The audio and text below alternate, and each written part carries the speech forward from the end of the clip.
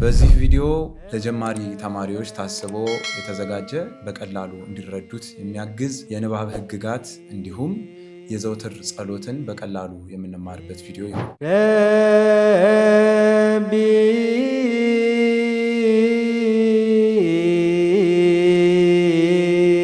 በስመ አብ ወወልድ ወመንፈስ ቅዱስ አሃዱ አምላክ።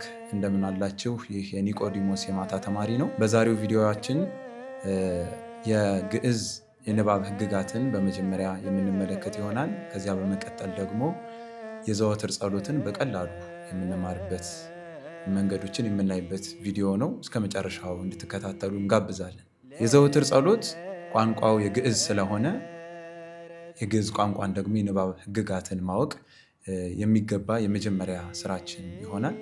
ስለዚህ በመጀመሪያ የምናየው የግዕዝ ንባባት የሚነበቡባቸውን ህግጋት ነው። በግዕዝ ቋንቋ 4 የንባብ አይነቶች ይገኛሉ። እነዚሁም ተነሽ፣ ሰያፍ ወይም ሰያፍ ተነሽ፣ ተጣይ እንዲሁም ወዳቂ። ተነሽ እና ሰያፍ አንድ የሚሆኑበት፣ ተጣይ እና ደግሞ ወዳቂ አንድ የሚሆኑበት የጋራ መለያ አላቸው። በተመሳሳይ ደግሞ ተነሽ እና ወዳቂ የሚጋሩት፣ ሰያፍና ተጣይ ደግሞ የሚጋሩት የጋራ መንገዶች አሉ። ይህንን በዝርዝር እንመለከተዋለን። ከተነሽ እንጀምራለን። የተነሽ ንባብ የምንላቸው ድምፃቸውን ከፍ ቆጣ በማድረግ የምናነባቸው የንባብ አይነቶች ናቸው። ተመሳሳይ ሰያፍ የምንለውም ንባብ ከፍ በማድረግ ድምፅን ቆጣ አድርጎ በኃይለ ቃል የምናነባቸው ንባባት ናቸው። ወዳቂና ተጣይ የምንላቸው የንባብ አይነቶች ደግሞ ድምፅን ዝግ በማድረግ ለስለስ አድርገን የምናነባቸው፣ ዝግ በማድረግ ድምፅን የምናነባቸው ንባባት ናቸው። ስለዚህ ሰያፍና ተነሽ፣ ተጣይና ወዳቂ ተመሳሳይ የሆነ አነባበብ መንገድ ካላቸው ለምን እንለያያቸዋለን? ተነሽ እና ሰያፍ የሚለዩበት፣ ተጣይና ደግሞ ወዳቂ የሚለያዩበትን እንመለከታለን። ተነሽ የምንላቸው አስቀድመን እንደተናገርነው ድምፃችንን ከፍ ቆጣ በማድረግ የምናነባቸው ንባባት ናቸው። ሰያፍም እንደዚሁ ድምፃችንን ከፍ ቆጣ በማድረግ የምናነባቸው ንባባት ናቸው። ልዩነታቸው አንድ ቃል መድረሻ ቀለሙን ተገን አድርጎ የሚመጣ ልዩነት ነው። ይኸውም በምሳሌ እንመለከተዋለን። ተነሽ የምንለው ስሙ እንደሚያመላክተው የሚነሳ ማለት ነው። ስለዚህ አንስተን ስናነብ የቃሉ መድረሻ ወይም የመጨረሻዋ ፊደል ከሳድስ ውጪ ከሆነች ወይም ደግሞ ሳድስን የማያጠቃልል ሲሆን ተነሽ እንለዋለን። ሰያፍ ሲሆን ደግሞ ተመሳሳይ ድምፁ ከፍ የሚል ይሆንና የመድረሻ የመጨረሻ ፊደሏ ሳድስ ብቻ ስትሆን ሰያፍ ንባብ እንለዋለን። ምናልባት ሳድስ ምንድን ነው የሚለው ደግሞ ጥያቄ ከሆነ እሱን አስቀድመን አብራርተን እንጀምራለን። በፊደል ትምህርት ላይ እንደምናውቀው ከሀ ጀምሮ እስከ ሆ ያሉት 7ቱ ፊደሎች የየራሳቸው ስያሜ አላቸው። ስያሜያቸው የሚመጣው ደግሞ ከአሉበት ቦታ በመነሳት ነው። ለምሳሌ ሀ ስንል የመጀመሪያው ስለሆነ ሀ ግዕዝ ይባላል። ግዕዝ የመጀመሪያ የሚል ትርጉም ይኖረዋል። ሁ ሁለተኛዋ ፊደል ነች። ሁ ካዕብ ትባላለች። ካዕብ ሁለተኛ ማለት ነው። ሂ ሳልስ ትባላለች። ሶስተኛ ሳልስ፣ ሰለስት እንደምንለው ለለቅሶ ሶስተኛ ቀን ለማለት።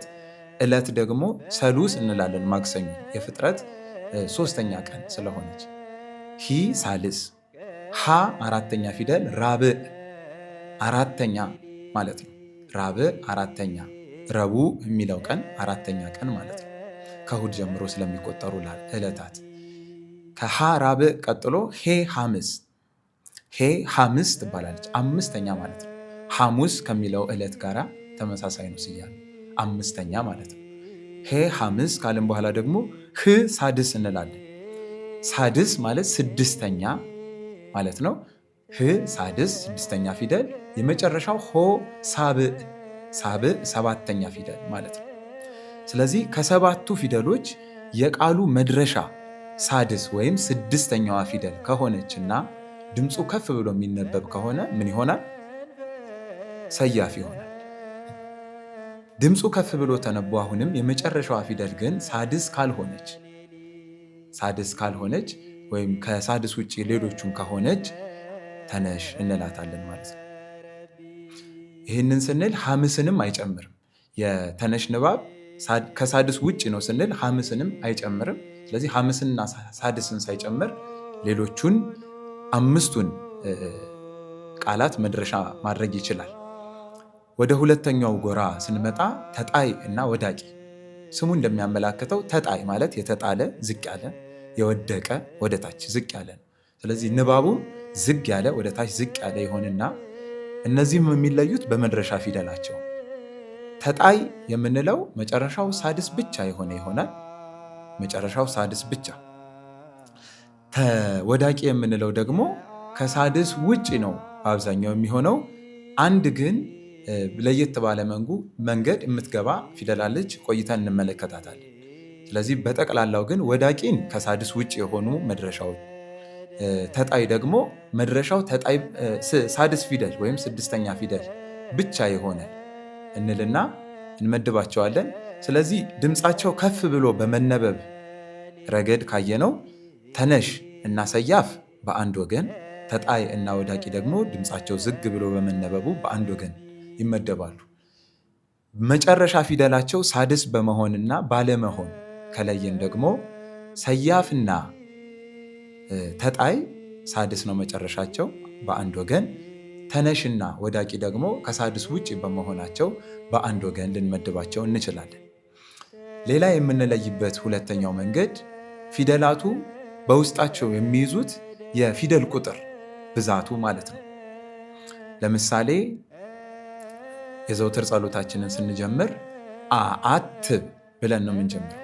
ንባቡ ድምፅን ከፍ በማድረግ የሚነበብ ነው። አአትብ ብለን ማለት ነው እንጂ አአትብ ብለን አናነብ። አአትብ ከፍ በማድረግ እናነበዋለን። መጨረሻው ብ ስንተኛ ፊደል ነች? 6ኛ ፊደል። 6ኛ ፊደል ሆኖ ድምፁ ከፍ ብሎ የሚነበብ ሁሉ ደግሞ ምንድን ነው ብለናል? ሰያፍ ነው ብለናል። ስለዚህ አአትብ የሚለውን ሰያፍ ንባብ እንለዋለን። ገጽየ ይላል ቀጣዩ። ገጽየ፣ ይሄስ ድምፅን ከፍ በማድረግ ነው ወይስ ዝቅ በማድረግ ነው ያነበብ? በትክክል ድምፅን ከፍ በማድረግ ስላነበብ ነው። ከዛ ደግሞ የመጨረሻዋ ፊደል ምንድነች? የ ደግሞ ስንተኛ ፊደል? የመጀመሪያ ግዕዝ ነው። ስለዚህ ተነሽ ነው ማለት ነው ገጽየ የሚለው። አአትብ የሚለው ሰያፍ፣ ገጽየ የሚለው ደግሞ ተነሽ ይሆናል። ወዳቂና ተጣይ የሆኑ ደግሞ ምሳሌዎችን እንመልከት። በትዕምርተ መስቀል፣ በትዕምርተ መስቀል፣ መስቀል የሚለውን ብቻ ብንይዝ መስቀል ብለን ከፍ ብለን አላነበብነውም። እንደዚህ አይነበብም። ስለዚህ ዝግ አድርገን መስቀል እንላለን። መጨረሻው ደግሞ ምንድነች? ል ስንተኛ ፊደል? 6ኛ ፊደል። ስለዚህ ድምፃቸው ዝቅ ብሎ የመጨረሻው ፊደል 6ኛ ፊደል ከሆነ ከየትኛው ይመደባል? ከተጣይ ወይስ ከወዳቂ? ከተጣይ እንመድበዋለን። በጣም ግሩም። ለወዳቂ ደግሞ የሚሆን ምሳሌ እንመልከት። እግዚኦ እንላለን። ለምሳሌ እግዚኦ፣ ይህም እግዚኦ ብለን አንስተን አናነበብነው። እግዚኦ ዝግ አድርገን ያነበብ። የመጨረሻው ፊደል ደግሞ ኦ ስንተኛ ፊደል ነው? 7ኛ ፊደል። ስለዚህ 7ኛ ፊደል ሆኖ ድምፁ ዝግ ብሎ ከተነበበ ወይም ከሳድስ ውጭ ከ6ኛ ፊደል ውጭ ከሆነ ማን ነው ብለናል? ወዳቂ። ስለዚህ በዚህ መልኩ ካየናቸው ሌላ ደግሞ የምንለይበት መንገድ ምንድን ነው? በውስጣቸው የሚይዙት የፊደል ብዛት። አንዱ ቃል ለምሳሌ አአትብ ስንል አ አ ት ብ 4 ፊደሎች በውስጡ ይዟል። ነገር ግን የቀለም አቆጣጠር የሚባል ትምህርት አለ ሌላ በቤተክርስቲያናችን። እሱም ምንድን ነው? ድምፆቹን ብቻ እንቆጥራለን። ለምሳሌ አ አ ትብ ትብ ብለን አልቆጠር ነው ትብ። ነገር ግን የነዚህ የቀለም አቆጣጠር ህግጋት በጣም ቀላል ናቸው። የመጀመሪያ ከሳድስ ውጭ የሆኑ በሙሉ እንደ አንድ ፊደል ይቆጠራሉ። ለምሳሌ አአትብ ስንል አ ሳድስ አይደለም፣ ድጋሜ አ ሳድስ አይደለም፣ ይቆጠራሉ። ትና ብ ሳድስ ፊደል ናቸው። ስለዚህ ሳድስ ሲሆን ደግሞ የሚቆጠርባቸው መንገዶች አሉ። አንደኛ በቃል መጀመሪያና በቃል መጨረሻ ላይ ሲመጡ ስለዚህ አሁን አአትብ ስንል ብ በቃሉ መጨረሻ ላይ ስለመጣ እንደ አንድ ፊደል እንቆጥራታለን። ሌላው ጠብቀው ሲነበቡ እንደ አንድ ፊደል ይቆጠራሉ። ሶስተኛው ሁለት ሳድስ ፊደሎች ተከታትለው ሲመጡ እንደ አንድ ፊደል እንቆጥራቸዋለን። ስለዚህ በዚህ በአአትብ በምትለው ቃል ግን አ ሁለቱን እንደ አንድ እንቆጥርና ትና ብ ት ጠብቆ አልተነበበም፣ ከሌላ ሳድስ ጋር ተከታትሎ አልመጣም፣ የቃል መጀመሪያ ወይም መጨረሻ ላይ አልመጣም። ስለዚህ ትን ከብ ጋር አንድ ላይ አድርገን እንቆጥርና አ ትብ 3። ስለዚህ በውስጣቸው የያዘው ፊደል ብዛት 3 ነው ማለት ነው። በዚህ መልኩ ሁሉንም ቃላት ስንመለከት የሚይዙት የቃላት ብዛት አንድ ፊደል ብቻ ከሆነ ከወዳቂ ይመደባል። አንድ ፊደል ብቻ ሲሆን ከወዳቂ ይመደባል። ሁለት እና ከዚያ በላይ መነሻውን ነው የምንመለከተው። ከአንድ ፊደል የሚጀምር ወዳቂ ይባላል። ከሁለት እና ከሁለት በላይ ደግሞ ከሆነ ተነሽ ወይም ተጣይ ይሆናል። ተነሽ ወይም ተጣይ። ከ3 ፊደል ጀምሮ ደግሞ የሚነበቡ ንባባት ካሉ ከሰያፍ ይመደባሉ ማለት ነው። ይሄ እንግዲህ ተጨማሪ መለያ ነው። የመጀመሪያ ድምፃቸውን ነው የምናዳምጠው። ድምፁ ከፍ ያለ ነው ወይስ ዝግ ያለ ነው? ድምፁ ከፍ ካለ ተነሽ ነው ወይም ሰያፍ ነው። ሁለተኛ የምንለይበት መንገድ ደግሞ የመጨረሻዋ ፊደል ሳድስ ናት ወይስ አይደለችም። ሳድስ ከሆነ እና ድምፁ ከፍ ካለ ሰያፍ፣ ድምፁ ከፍ ብሎ ሳድስ ካልሆነ ተነሽ። የመጨረሻው ሳድስ ሆኖ ድምፁ ዝቅ ካለ ሳድስ ሆኖ ዝቅ ካለ ተጣይ፣ ሳድስ ሳይሆን ቀርቶ ደግሞ ዝቅ ካለ ወዳቂ እንላለን።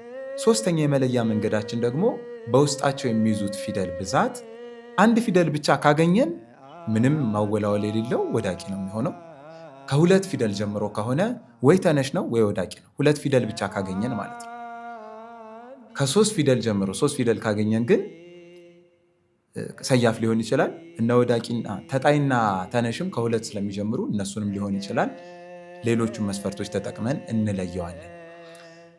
ለዚህ ምሳሌ እንዲሆነን ሆረ የሚል 2 ቃል እናያለን። ለምሳሌ ሆረ ስንል ሆረ 2 ቃል ናቸው። ድምፁ ግን ከፍ ያለ ስለሆነ መጨረሻውም ከሳድስ ውጭ ስለሆነ ከማን እንመድበዋለን? ከተነሽ። ደግሞ አንድ ቃል ብቻ ያላቸው አሉ። ለምሳሌ ኦ የሚል ራሱን የቻለ ትርጉም ያለው ቃል አለ። ኦ። ሌላ ደግሞ ሚ የሚል ቃል አለ። ለምሳሌ ሚ። እነዚህ አንድ ቃላት ስለሆኑ በተነጋገርነው መሰረት ከማን እንመድባቸዋለን? ከወዳቂ። ሌላ ግን የምታጠራጥር አንድ ጥያቄ ለእናንተ ሰጣችኋለሁ። ዝ የምትል ቃል ብቻዋን ትርጉም አላት። የፊደሉ ብዛት 1 ነው። ስለዚህ ከማን መመደብ እንችላለን? ከወዳቂ። ነገር ግን ወዳቂ ከሳድስ ውጭ ነው የሚቀበለው ብለን ነበር። ስለዚህ ዝ ደግሞ ሳድስ ፊደል ነች። ስለዚህ እንዴት ከወዳቂ እንመድባታል? ስለዚህ ከማን ትመደብ? ድምጿ ዝቅ ያለ ስለሆነ ከተጣይ እንመድባት።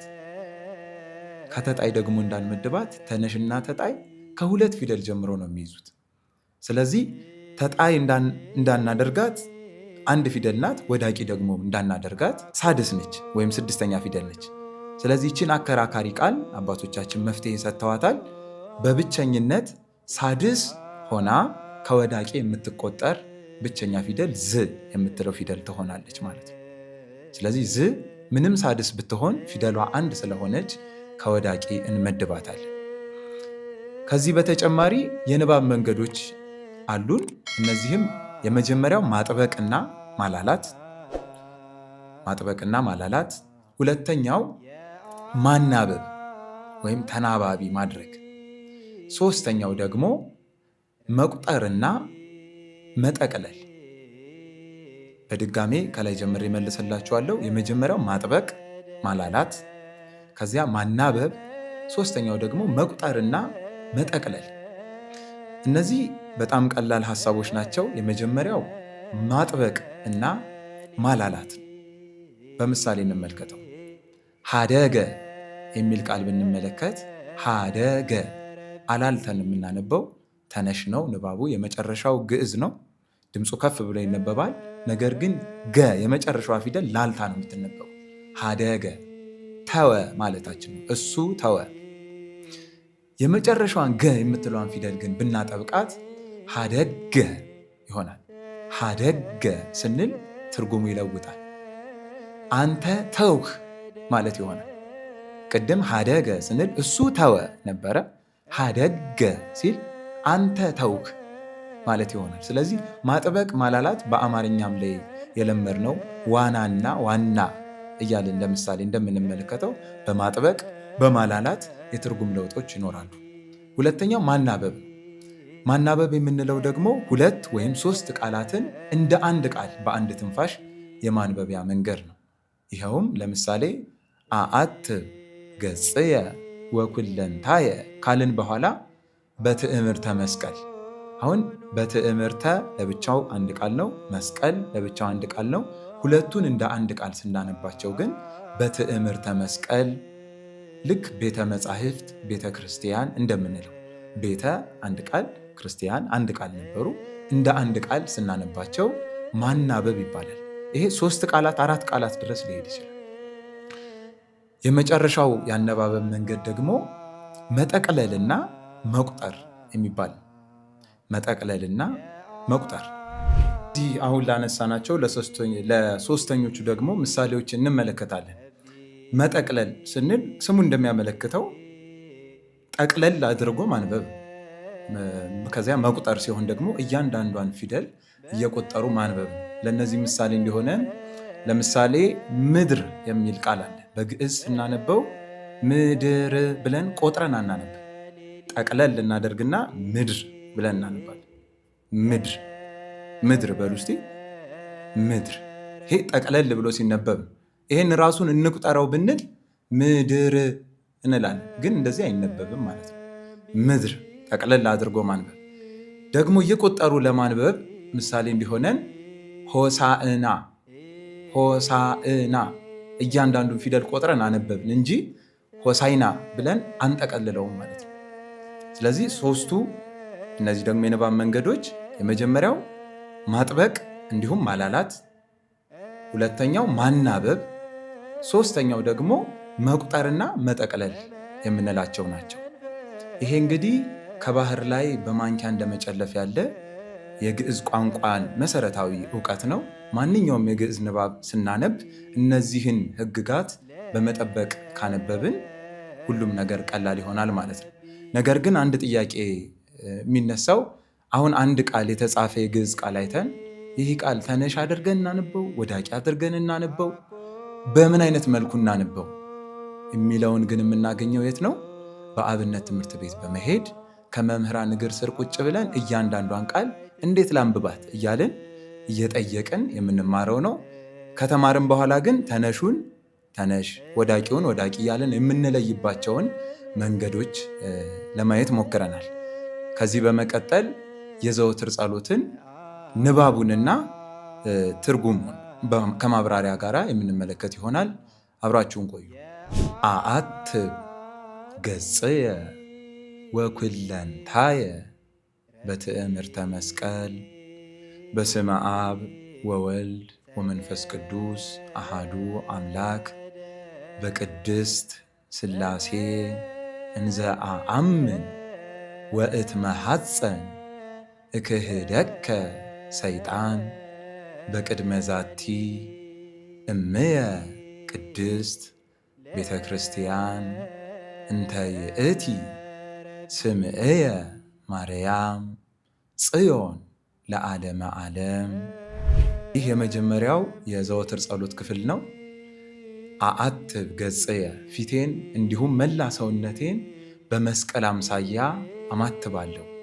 ይሄውም ማንኛውንም ጸሎትም ሆነ መንፈሳዊ ነገር እንዲሁም ስጋዊም ነገር ቢሆን በማባተብ መጀመር እንደሚገባ። አአትብ ወእትነሳ በስመ አብ ወወልድ ወመንፈስ ቅዱስ በአምላካችን በሥላሴ ስም አንድነት ሦስትነት በመስቀል ምልክትነት ፊታችን እንዲሁም መላ ሰውነታችንን አማትበን መጀመር እንደሚገባን የሚያስገነዝበን የጸሎት ክፍል ነው። አኩተከ እግዚኦ ወንሴብሐከ ንባርከከ እግዚኦ ወንተአመነከ ንስእለከ እግዚኦ ወናስተበቁዐከ ንገኒ ለከ እግዚኦ ወንትቀነይ ለስምከ ቅዱስ ንሰግድ ለከ ኦ ዘለከ ይሰግድ ኩሉ ብርክ ወለከ ይትቀነይ ኩሉ ልሳን አንተ ውእቱ አምላከ አማልክት ወእግዚአ አጋእዝት ወንጉሰ ነገሥት አምላክ አንተ ለኩሉ ዘሥጋ ወለኩላ ዘነፍስ ወንፄውዐከ በከመ መሃረነ ቅዱስ ወልድከ እንዘይብል አንትሙሰ ወይንም አንትሙሰ ሶበ ትጼልዩ ከመዝ በሉ።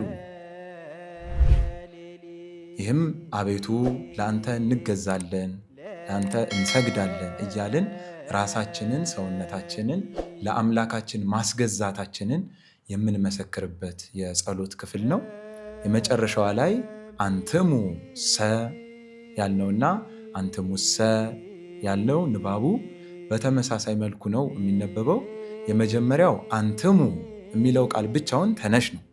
ከዚያ ሰ የምትል ደግሞ ድህረ ቅጥያ ስለምትጨመር አንትሙ ብሎ አንስቶ ሰ ብሎ ደግሞ መጣል ወይንም ደግሞ በሙሉ ጠቅልሎ አንትሙሰ ብሎ ማንበብ ይቻላል።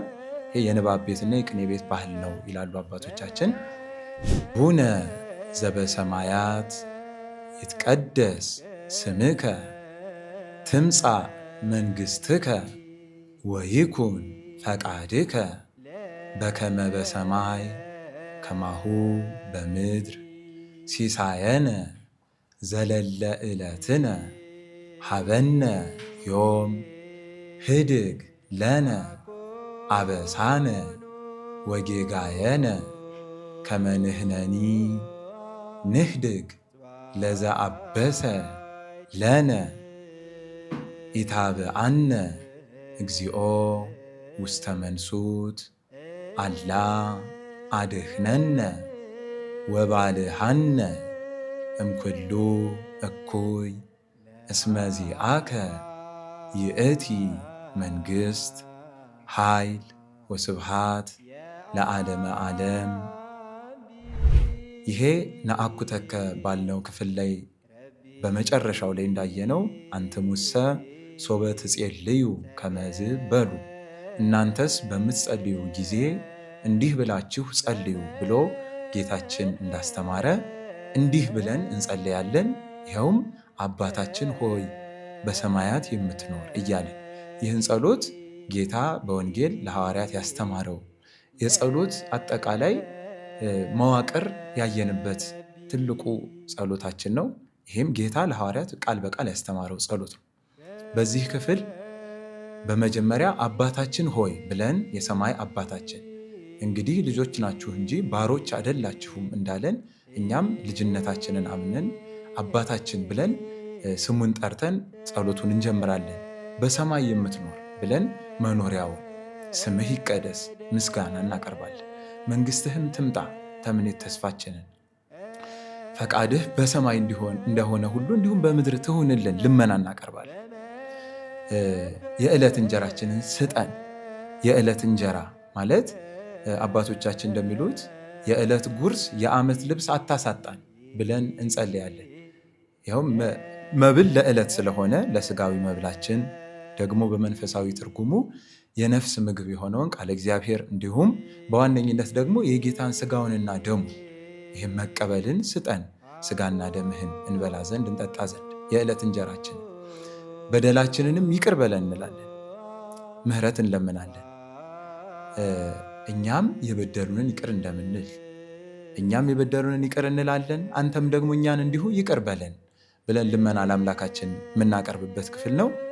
አቤቱ ወደ ፈተና አታግባን ከክፉ ሁሉ አድነን እንጂ ይህች መንግሥት ያንተ ናትና ኃይል፣ ክብር፣ ምስጋና ለዘላለሙ ለአንተ ይገባል ብለን አመስግነን የምናቀርበው የምስጋና ክፍላችን በሰላመ ቅዱስ ገብርኤል መልአክ ኦ እግዝእትየ ማርያም ሰላም ለኪ ድንግል በህሊናኪ ወድንግል በስጋኪ እመ እግዚአብሔር ጸባኦት ሰላም ለኪ ቡርክት አንቲ እምአንስት ወቡሩክ ፍሬ ከርስኪ ተፈስሒ ፍስሕት ኦ ምልእተ ጸጋ እግዚአብሔር ምስሌኪ ሰአሊ ወጸልይ ለነ ምህረተ ሀበ ፍቁር ወልድኪ ኢየሱስ ክርስቶስ ከመ ይስረይ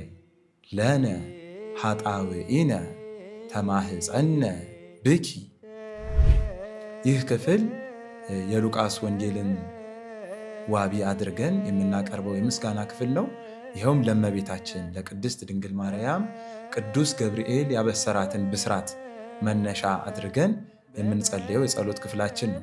ጸሎተ ሃይማኖት ነአምን በአሃዱ አምላክ እግዚአብሔር አብ አሃዜ ኩሉ ገባሬ ሰማያት ወምድር ዘያስተርኢ ወዘኢያስተርኢ ወነአምን በአሃዱ እግዚእ ኢየሱስ ክርስቶስ ወልደ አብ ዋህድ ዘህልው ምስሌሁ እምቅድመ ይትፈጠር ዓለም ብርሃን ዘእምብርሃን አምላክ ዘእምአምላክ ዘበአማን ዘተወልደ ወአኮ ዘተገብረ ዘእሩይ ምስለ አብ በመለኮቱ ዘቦቱ ኩሉ ኮነ ወዘእንበሌሁሰ አልቦ ዘኮነ ወኢምንትኒ ዘበሰማይኒ ወዘበምድርኒ ዘበእንቲአነ ለሰብ ወበእንተ መድኃኒትነ ወረደ እምሰማያት ተሰብአ ወተሰገወ እመንፈስ ቅዱስ ወእማርያም እምቅድስት ድንግል ኮነ ብእሴ ወተሰቅለ በእንቲአነ በመዋዕለ ጲላጦስ ጰንጤናዊ ሐመ ወሞተ ወተቀብረ ወተንስአ እሙታን አመሳልስት ዕለት በከመ ጽሑፍ ውስተ ቅዱሳት መጻሕፍት አርገ በስብሃት ውስተ ሰማያት ወነበረ በየማነ አቡሁ ዳግመ ይመጽእ በስብሃት ይኰንን ሕያዋነ ወሙታነ ወአልቦ ማህለቅት ለመንግሥቱ ወነአምን በመንፈስ ቅዱስ እግዚእ ማሕየዊ ዘሰረጸ እምአብ ንስግድ ሎቱ ወንሰብሖ ምስለ አብ ወወልድ ዘነበበ በነቢያት ወነአምን በአሃቲ ቅድስት ቤተ ክርስቲያን እንተ ላዕለ ኩሉ ጉባኤ ዘሐዋርያት ወነአምን በአሃቲ ጥምቀት ለስርየተ ኃጢአት ወንሴፎ ትንሣኤ ሙታን ወሕይወተ ዘይመጽእ ለዓለመ ዓለም። ይሄ በዘውትር ጸሎት የሚገኘው ረዘም የሚለው ክፍል ነው። ይኸውም የሃይማኖት ጸሎት የሚሰኘው ክፍል ነው።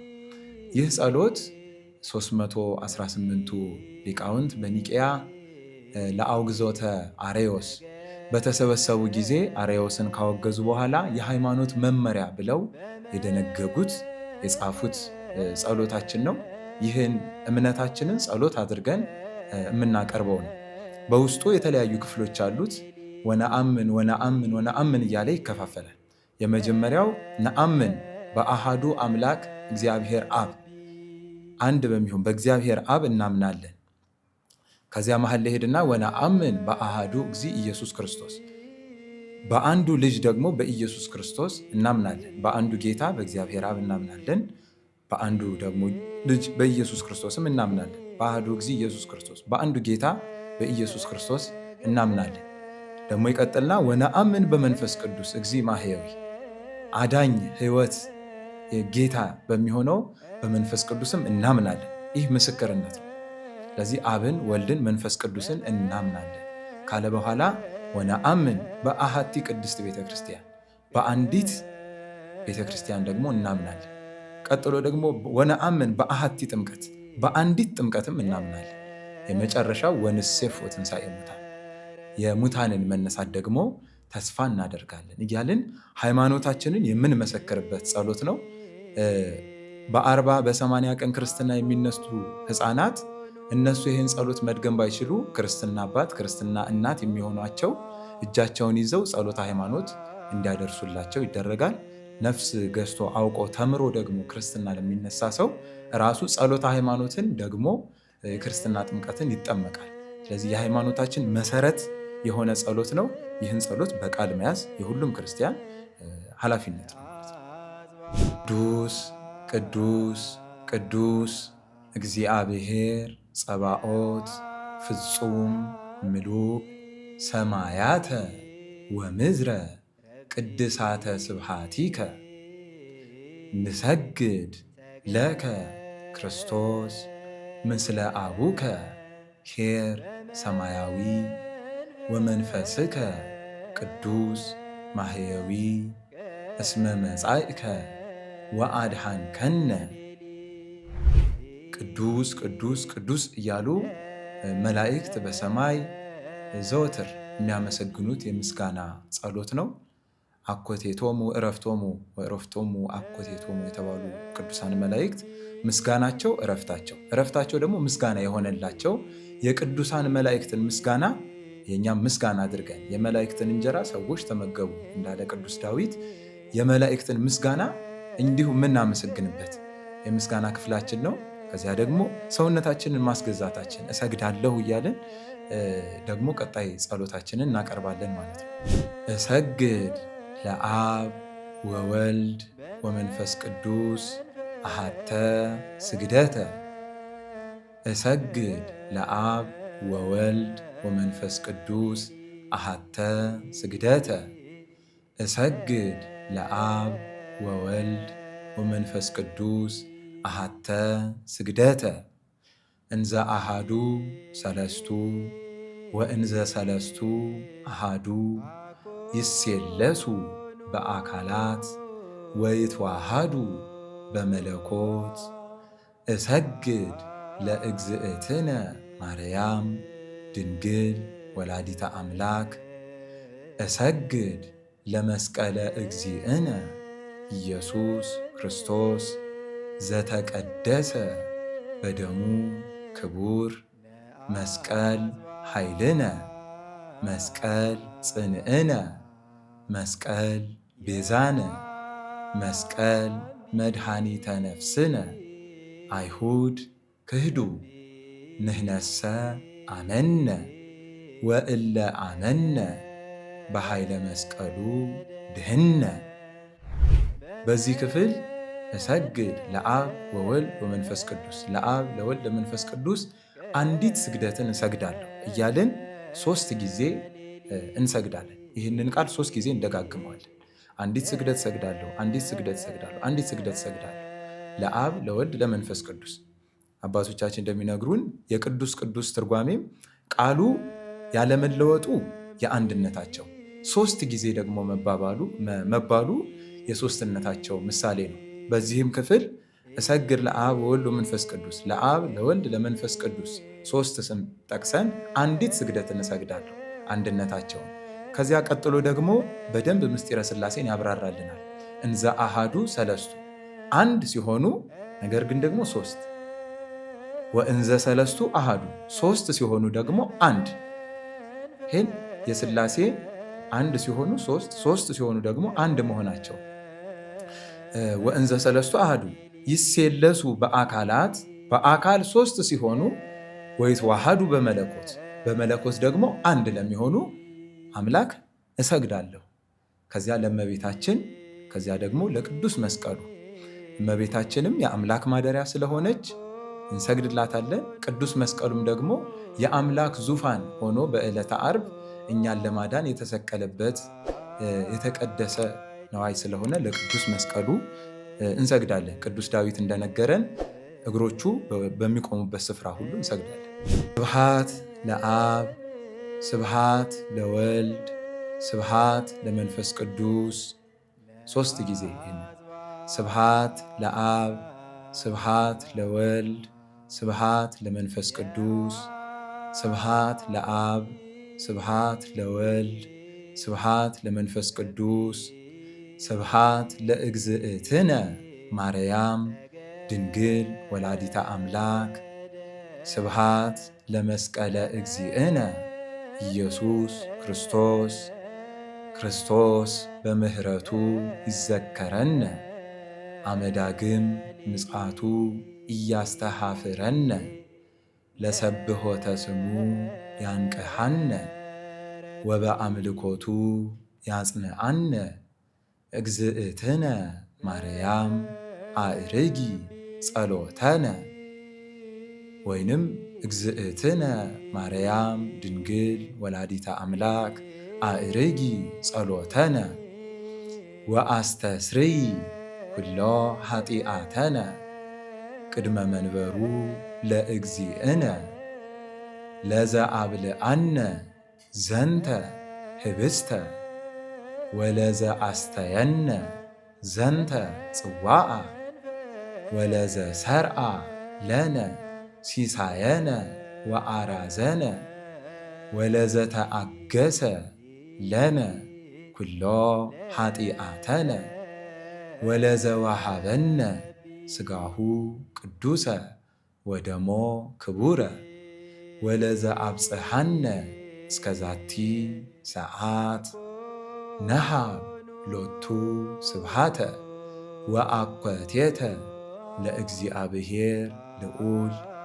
ወለወላዲቱ ድንግል ወለመስቀሉ ክቡር ይትአኮት ወይሰባህ ስሙ ለእግዚአብሔር ወትረ በኩሉ ጊዜ ወበኩሉ ሰዓት። ይህ ስብሐት የምንለው ክፍል በተለምዶ በማዕድ ሰዓት የምንጸልየው ጸሎት ነው። ይኸውም ከማዕድ ከተመገብን በኋላ እንጸልየዋለን። የዚሁም ምክንያቱ ለዘአብልዐነ ዘንተ ህብስተ ወለዘአስተየነ ዘንተ ጽዋ፣ ይህንን ምግብ ይህንን መጠጥ ስለሰጠን ብለን የምናመሰግንበት ክፍል አለ። የጸሎቱ አደራረሱ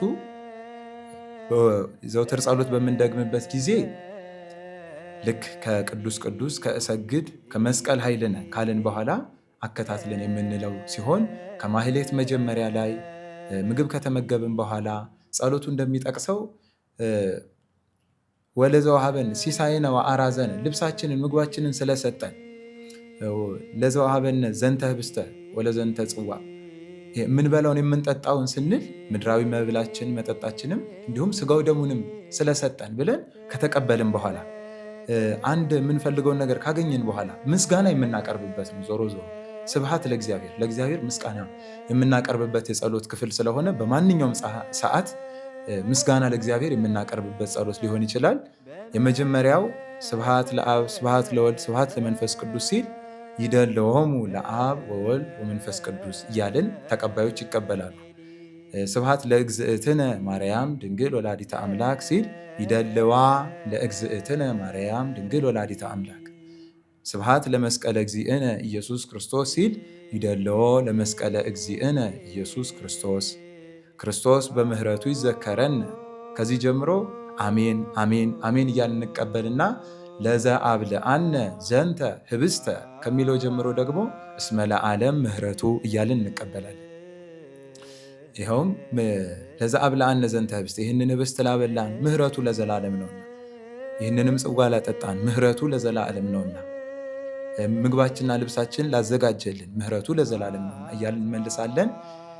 ሲሳይነ ወአራዘነ ወለዘተአገሰ ለነ ኩሎ ኃጢአተነ ኃጢአታችንን ለታገሰን ምሕረቱ ለዘላለም ነውና በምሕረቱ ብዛት ስለታገሰን፣ ከዚያ ደግሞ ይችን ሰዓት ስለሰጠን ብለን ምሕረቱ ለዘላለም ነውና ብለን እንጨርሳለን። ነሃብ ሎቱ ስብሐተ ከሚለው ጀምሮ በህብረት የምናደርሰው የጸሎት ክፍል ነው። ሰላም ለኪ እንዘ ንሰግድ ንብለኪ ማርያም እምነ ናስተበቅዐኪ እምአርዌ ነአዊ ተማህፀነ ብኪ በእንተ ሐና እምኪ ወኢያቄም አቡኪ ማህበረነ ዮም ድንግል ባርኪ። ይህ ክፍል ደግሞ አባቶቻችን እንደሚነግሩን በውዳሴ ማርያም ትርጓሜም ላይ እንደምናገኘው ቅዱስ ኤፍሬምን ከሶርያ፣ ቅዱስ አባ ሕርያቆስን ደግሞ ከብህንሳ እመቤታችን ጠርታ ቅዱስ ያሬድን ከኢትዮጵያ እናንተ ውዳሴን ቅዳሴን በንባብ ንገሩት፣ ቅዱስ ያሬድ ደግሞ በዜማ ያድርሰው ብላቸው ይህንን በዜማ መድረሱን ከመጀመሩ በፊት በህብረት ሆነው ያቀረቧት ጸሎት እንደሆነች በትውፊት እንረዳለን። ሰላም ለኪ እንዘ ንሰግድ ንብለኪ ማርያም እምነ ናስተበቅዐኪ።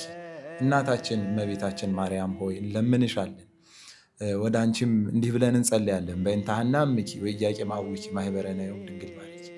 ማህበራችንን የእኛን አንድነታችንን መሰባሰባችንን ስለ እናትሽ ስለ ሐና ስለ አባትሽ ስለ ኢያቄም ስለ ቅዱሳኑ ብለሽ ማህበራችንን ባርኪልን ብለው ጸልየው ውዳሴ ማርያም ዜማ ቅዳሴ ማርያም ዜማን እንደጀመሩ እንረዳለን። ስለዚህ ቅዱስ ያሬድ የደረሳት ጸሎት ነች ማለት ነው።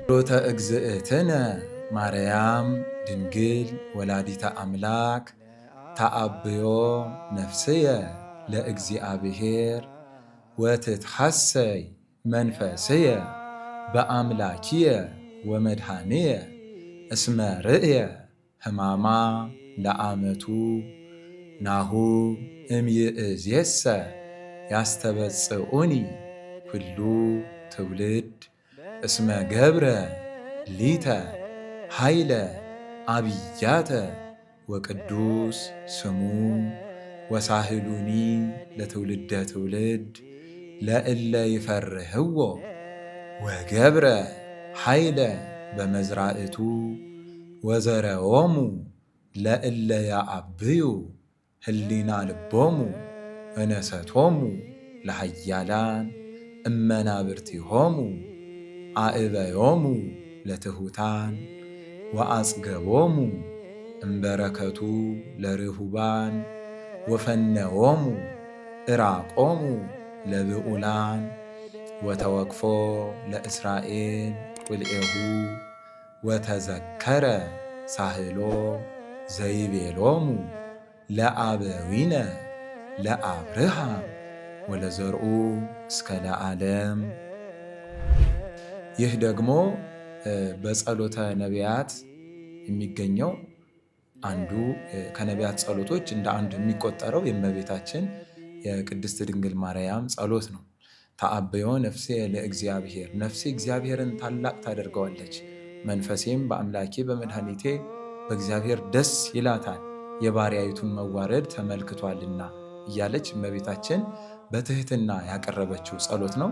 እመቤታችን እንደሚታወቀው እንደ ነቢያትም ነቢይት ነች፣ በትንቢት ትናገራለች።